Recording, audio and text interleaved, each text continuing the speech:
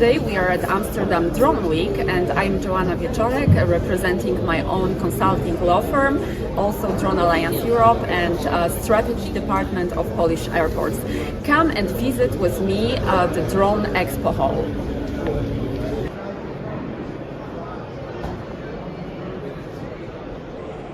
Hey everybody, Dawn Zoldai here. We are live at the full crew, the Amsterdam Drone Week, and sponsored by TruWeather Solutions. Don Bershoff is here, as usual.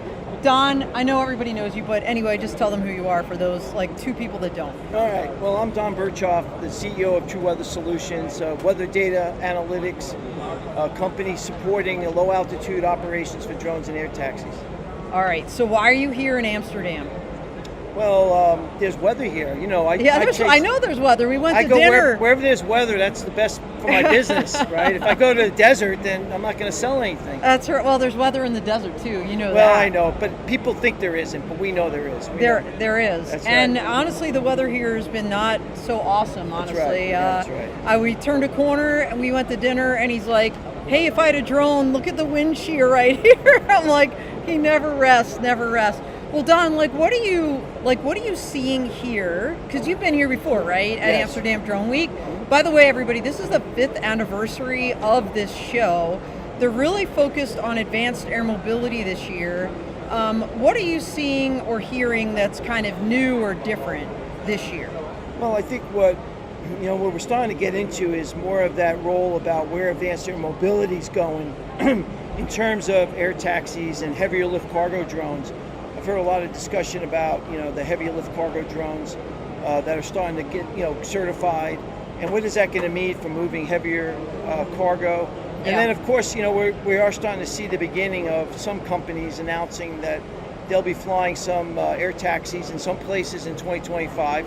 Obviously they won't be scaled, but they will be out there demonstrating and doing some business. I'll be going to the Middle East next week. I'm going to be going to DriftX for DriftX out in Abu Dhabi, which again, Archer and Joby are starting to talk about flying out in between Abu Dhabi and Dubai. And so, I think that's what we're starting to see. I think, people are still waiting for the chains to come off, right, to fly BV loss. Right. In the U.S., they're working on their Part 108. There's some activity happening in Dallas for FAA Keysight. We're going to start seeing a more systematic ecosystem approach in a sandbox where some of the service providers like the UTMs, the Unmanned Aerial System Traffic Management Service Suppliers, and TruWeather will be contributing under different types of waivers in order to prove out some of the new standards that have been written and have to now be turned into a rule. And so we'll be contributing to some of that. And so folks that in the U.S. That want to use TruWeather as an approved source of weather data, which is important because it's been a wild west for weather so far. People have been able to use any apps or whatever, but once you start flying BV loss beyond visual line of sight, we're going to start seeing that get reined in a little bit, and we're going to see the FAAs. We're going to start requiring using approved weather, and it's important for the third-party providers to get approved because, as we know, the governments are great, but they don't have that microweather.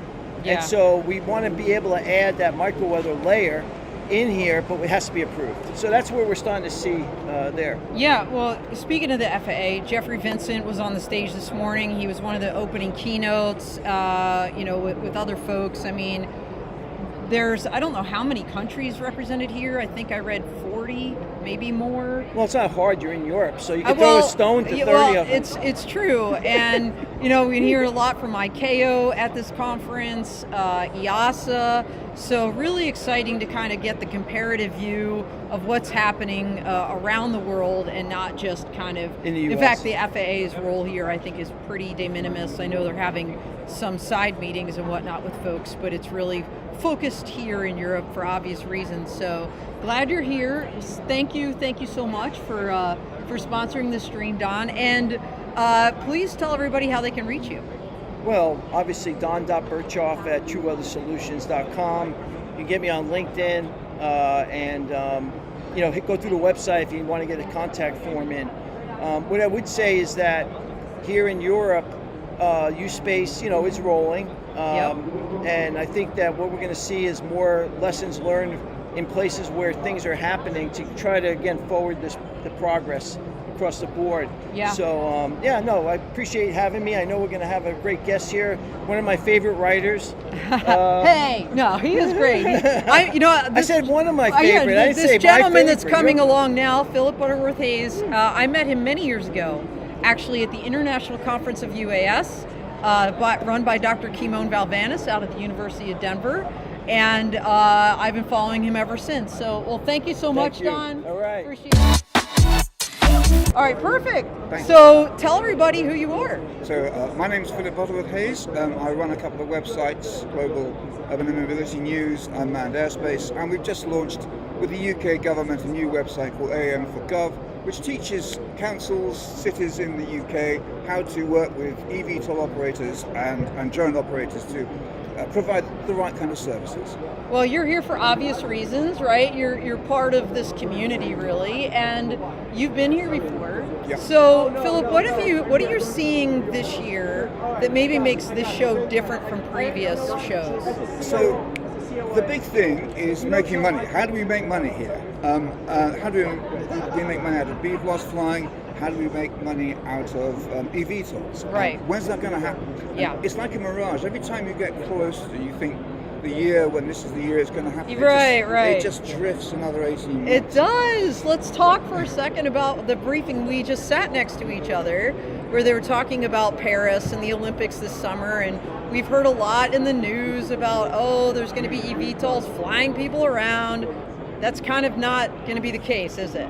Well, it is, actually. It is? It's just not in Europe, and it's not in the States. It's in China. Not at the Olympics in Paris. No, we're having operational validations of an emergency sort of management system there, Yeah. which isn't quite the same thing as flying commercial passengers, which is what we thought it was going to be. Exactly, and it just like you said, it keeps slipping and slipping, and they're talking about this operational validation, a type certification, and then maybe towards the end of the year, kind of developing that business use case.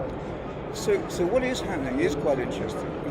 We have parts of the world which are going to adopt the Chinese system at the same time as adopting the FAA and the EASA system. So the world is going to have these two regulatory systems, which is going to be great fun and fantastic for the lawyers. Yeah. But you're also starting to see ecosystems develop, especially in the ports of Northern Europe, where you don't have to necessarily pay too much attention to the national regulations, because you can develop your own rules within your own port, for example. Right. So we're right. starting to see that happen, which in a way is good, because it means that we're starting to see sort of multiple drone operations working in the same airspace. But what it does mean is that every single of these ecosystems is different. Which Yeah. for the industry is a problem, because they're going It to have is. to adapt. And what we should have is a single market with a single set of procedures. So we're at this kind of confusing stage at the moment when nobody's quite sure, in Europe, for example, when the first UTM service provider is going to be regulated and certified. So, as I said, the closer we get to the operational date that everybody thought it was going to be, the further away we are. Yeah, no, I think that's really true. And if there's one word that I keep hearing a lot, it's harmonization. This idea that we kind of all need to be singing from the same song sheet, and we're not. And what does that framework look like? And in fact, I think you were there this morning, right, Philip, when ICAO said, they're just now putting together an AAM working group for the first time. And then the SARPs, what does that stand for again? The SARP? Standards and something procedures. Anyway, regardless. State practice, yeah. So recommended practices. Yeah, thank you. SARPs. That's like an ICAO thing. So, or is that a JARS thing? I think it's a JAR. It's ICAO? Yeah. Okay, so it's an ICAO SARP, and they basically said, hey, on average it takes 7 to 8 years to develop one of those. And I was thinking, what? 7 to 8 years, oh my gosh, we can't wait that long. It's quite, no. And the business case would just collapse for everybody. Yeah. So you're getting this pressure now on the regulators. Yes. And the regulators, some of the regulators are kind of adapting to that pressure. Some of them are saying, okay, let's just try a few things. Yeah. Which is why you're starting to get a lot more, say in Germany, for example, there's a lot more beaver loss operations taking place in rural areas than people know And you're about. talking about smaller drones. Yeah. Yeah, not like eVTOLs. No. Yeah. So, Right. so there's lots of stuff happening underneath, but at the same time, Right. if you go to China, then it's just a completely different view. Right. Operations are scaled up, they're more advanced, and of course we're getting autonomy from day one in eVTOLs, which is astounding, really, and kind of 20 years ahead of a lot of places in Europe, for example. So all these things have to be thought about and integrated, and as you said, harmonized. Harmonize. That is the word of the week, I think. All right. So, how do people follow you, and how do they reach you? Very kind of you. Just go to Unmanned Airspace or Global Urban Air Mobility News, and we'll be there. Yeah, and I've been following this guy for a while, so I appreciate it. It's great to see Thank you you. again. Thank you very much indeed. And he's It's going to a be on our pleasure. full crew, what, in May for the I think eVTOL? it is. Yeah. All looking right. forward to that. So check that out in May. We've got one of several experts going to be on that panel. So Great. thanks Phil. again. Thanks. We've got Alon How are you? Abelson. Hey. Alon is from Highlander. 2 words. Okay, 2 words, separate. and 2 separate words, and doing incredible things in the UTM space. First time I met Alon was actually virtually. I was on a stage in Las Vegas on Lady Gaga's stage at the Dolby Theater live, and I was flying a drone from that stage in Tel Aviv, Israel. You want on to tell it- him how it ended? Yeah, go ahead, please tell. No, she crashed. No, I did No, not. no. I did not. I She was did a like, perfect the job. whole time I'm like, am I going to get in trouble for this? Because I wasn't a Part 107 pilot yet, and I'm like flying, this international flight essentially. But Alon, first of all, let's tell everybody who you are and a little bit about your background. Okay, great. So, hi everyone. My name is Alon Abelson. I'm the CEO and co-founder at Highlander. Relevant background is coming with more than 25 years as an air traffic controller. So I'm very familiar with the manned and unmanned aviation, especially from the controlling the airspace and managing the airspace. Highlander specialized in 2 main segments. One of them is the Orion drone fleet management solution. That this is the same system that you used on the stage on Right. Vegas. Yes. This is the Orion. The second one is a Vega UTM that mainly responsible to manage the airspace, especially for national needs. So we are developing both of them, and I think this is the main advantage that we're coming from the understanding of the aviation, from the regulation aspect, but at the same time to give system that helping the end customer to operate safely and actually with more efficiency when he's using the system. Absolutely. Now, obviously, you're global. You're here. You work with my buddies at Speedbird Aero, and you're working in Singapore with them, Yeah, with and engineering and other companies. and where else? There's another country, another So area. we are operating in the UAE and operating in Italy, in south of Italy, and also in Israel and in Canada. So yeah, we are working globally. One of the reasons that we are here is actually to see the ecosystem, to feel the new trends that coming from the needs and the demands that coming from the potential customers. Yeah. So it's a very good event for us to be in and to actually understand where is going to be the market in the next 1 or 2 years from now. Well, that's a great segue then, Alon, to tell everybody what are you seeing then with regards to the trends on the floor here. So definitely we can see more and more people talking about the BVLOS flight. I think it's something that became very interesting, because if we are taking back 1 or 2 years, the VLOS flight was the main flight that we actually did, and now we're talking about BVLOS flights operating remotely, and I think in this area the Orion is a very good fit for that. But we can also see the demand for, or the using the terms and the regulation aspect of the UTM, and how the UTM should be part of the airspace that we're managing.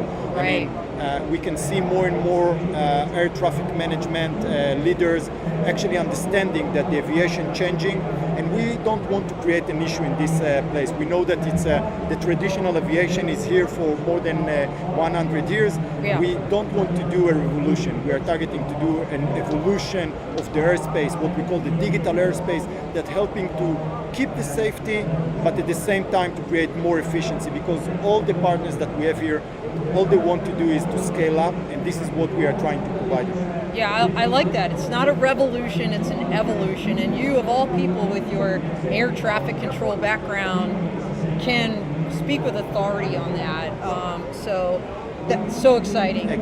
So you're here. What is next for you? You're going to be at AVSI Exponential? By the way, no, I'm jumping with the Dawn to Driftix next week, so I need to be there. You're going to be in Abu Dhabi. Yeah, exactly. So we are going to be there, and then we are continue to another event. So all the time moving and changing places. But you know, this is the global approach that we currently have. But I think you are going to be tomorrow, and you are going to fly with us again. I am. Okay, so this is the ticket. By the way, we gave you a business, business class. So you are going to fly remotely at 2 p.m. Okay, we're going to take movies of that and show you guys this too. So and safe flight. Oh, that's amazing. Thank you so much. It's great to see you. Thank you. All right, have a great show. Thank you. I'll see you tomorrow, for sure. All right, everybody. Good to see you. We are out here.